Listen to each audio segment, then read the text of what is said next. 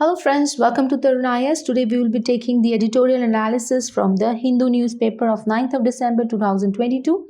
So let's start with the editorial. The editorial which I have picked is the sustained growth in remittance. We know that remittance in India is of utmost importance and you can relate it with your syllabus General Studies paper 3 economy, the remittance, and you can also relate it with your General Studies paper 2, that is Indian diaspora. Now let us see the context in which the news has appeared. So basically this is the article which has appeared in the Hindu newspaper. I have taken it from the text and context. Now what is the story so far? See, the remittance according to the latest released World Bank report of Migration and Development Brief, which is titled Remittances Brave Global Headwinds. That means it shows that there is an increase in the remittance, and India has received $89.4 billion in 2021. This is the first time a country will reach the 100 billion mark. Right? India in the year 2022 is set to touch a record of 100 billion, where in 2021 it received 89.4 billion of the remittance. This is the report by the World Bank. Now, what are these remittance?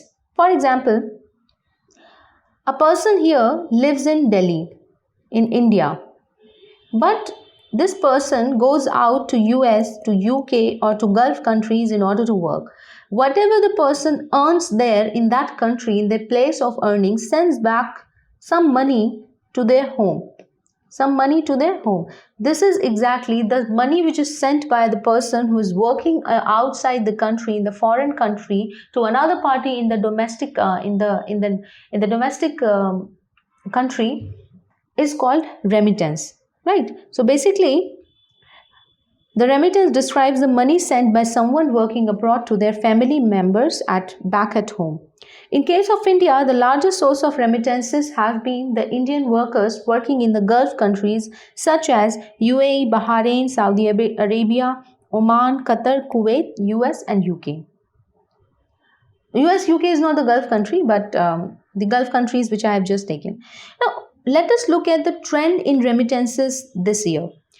Now, the world is expected to touch 794 billion in 2022, up from 781 billion in the year 2021.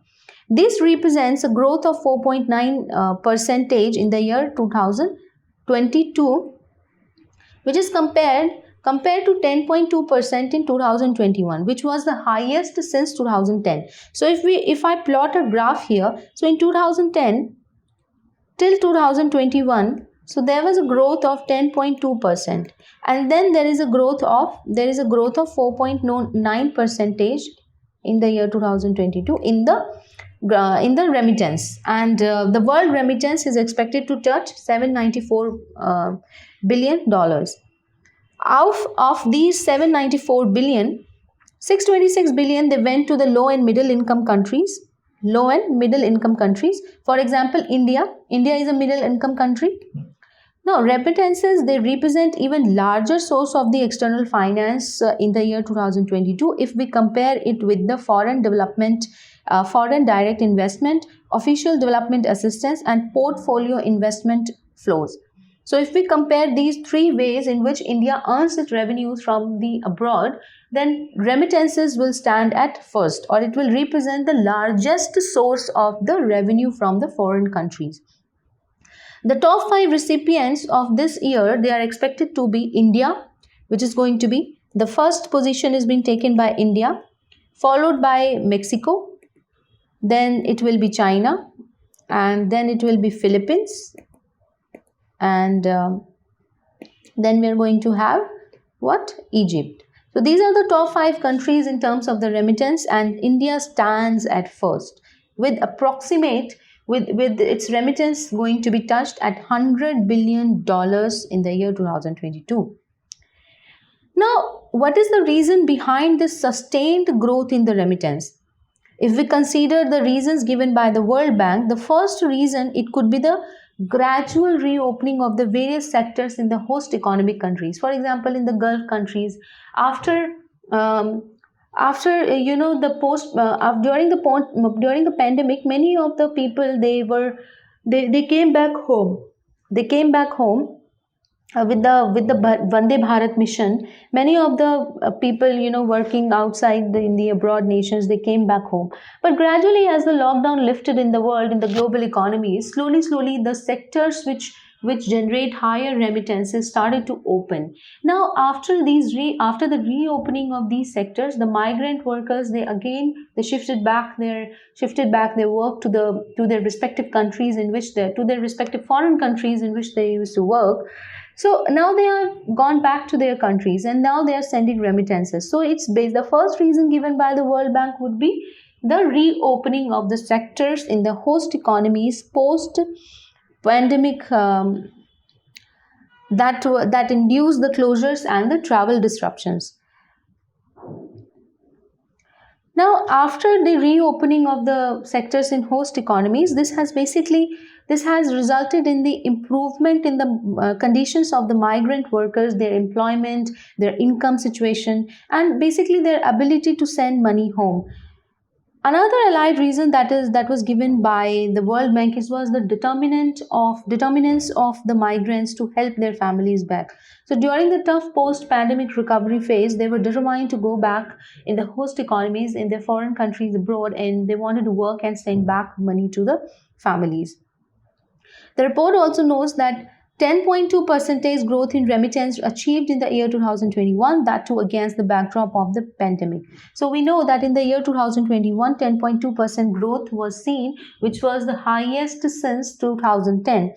And a lot of it is owed to the stimulus measures which have been undertaken, and basically to underpin the faltering high economies, especially in US and Europe, which has helped support employment levels and maintain and increase the incomes of the migrant workers, enabling them to send money home. The report has also talked about the structural shift that the remittance economy has taken in India, both in terms of the top destination countries and also the nature of the job which is held by the migrants. It noted that remittance, they benefited from a gradual structural shift in the Indian migrants' key destination from low-skilled informal employment in the Gulf countries to a dominant share of high-skilled job in high-income countries such as US, UK, East Asia, for example, this Singapore, Japan, Australia, New Zealand, etc., etc. So basically, there is a structural shift from low-skilled informal jobs in Gulf countries to high-skilled, high-paid jobs in Western countries such as and in high-income countries, which we have just seen. In fact, if we take the financial year 2016-17 to 2020-21, the remittances from the US, UK and Singapore, it increased from 26% to 36%. That means overall a growth of 10% is seen. And the share from the 5 Gulf countries, they have dropped from 54% to 28%. There are of course various reasons that why the share from the Gulf countries has decreased. One of the reasons could be the insecurities that migrant workers face in these countries, and of course the government's measure in the Gulf countries to increase the domestic employment for their own nationals. This could also be the reason. However, the US with a share of 23% has also surpassed Saudi Arabia as one of the top source country for the remittances. With 20% of the India's immigrants in the US and UK, the structural shift in the qualification, education and destination, it has accelerated growth in the remittance. And it is especially tied to the high salary jobs in the services sector. This was noted by the report, especially in the service sector, noted by the report. Now, there is a big difference during the pandemic when Indian migrants, they in the high income countries, they work from home and they benefited from the large fiscal stimulus package, while in the post-pandemic phase, the wage hike and record high employment conditions supported remittances growth in the face of the high inflation. So these are some of the reasons which have been given by the World Bank report. And if we speak of the Gulf countries, the Indian migrants, they benefited from the government's direct support measure to keep the inflation low. And finally, the report has also added that Indian migrant workers, they might have also taken advantage of the depreciation of the rupee with respect to the US dollar, which fell by 10% between January to September 2022, to increase their remittances. So this is also another reason given by the, because the rupee, it started to decline if we compare it with the dollar, and this could also be the reason that why the remittances started to increase in the year 2022. Now, what does the report talks about the future trends? The report, it has predicted the growth in remittance it is going to fall to 2% in the 2023 as the GDP in the high income countries would slow down. The economic growth, it would slow down. This would erode the migrant to wage gains. For example, in South Asia as a whole, the growth in remittance is expected to fall from 3.5% in 2022 to 0.7% in the year 2023. So you can look here. Now, if we talk about the US, the higher inflation and combined with the slowdown, it's going to limit the remittance flow. So these are some of the projection or the future trends, especially for the year 2023, in which the growth in remittance is expected to fall to 2%. Right. Now, the demand for labor is also expected to be softened as the construction activities for the FIFA World Cup in Qatar, it has ended. So labor demand has also slowed down. However, the report also says that the remittance to India are forecast to grow by 4%. Now, there might be global decrease in the remittance, but for India, it is expected to grow by 4% next year. And the supporters will be the large share of the Indian migrants who are earning relatively high salaries in US, UK, and East Asia. So their salaries, as noted by the report of the World Bank, is going to be more resilient than that of the lower wage migrants, for example, in the Gulf countries. So this is what we discussed about the remittance. You can use it in your mains examination, especially when there is a talk of Indian diaspora going on, and when we speak about the economic growth in India, and you can also relate it with your general studies paper 2 syllabus, the effect of policies of the developed countries on India's interest.